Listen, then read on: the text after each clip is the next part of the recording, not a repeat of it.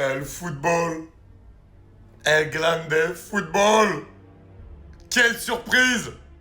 Cette nuit, à 3 heures du matin, heure française, la Coupe du Monde des clubs nous a enfin sorti son classique.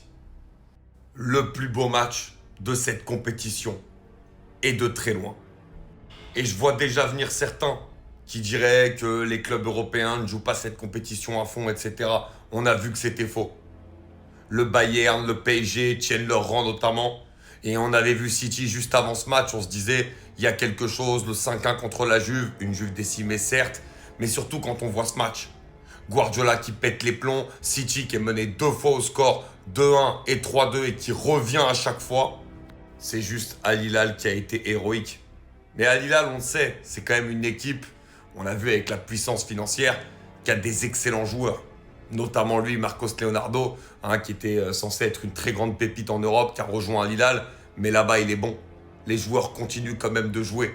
Même si c'est regrettable de les voir là-bas parce qu'ils ne jouent pas la Ligue des Champions et que dans tous les cas, qu'on le veuille ou non, ils n'auront pas la carrière qu'ils auraient eue en Europe.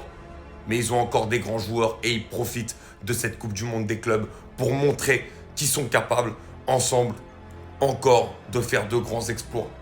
Et ce match-là, il était fou. Fou de rebondissement. Fou de football. Avec Al Hilal qui a su exploiter à chaque fois tous les contres pour faire très mal à cette équipe de City. Ce match était tout simplement extraordinaire.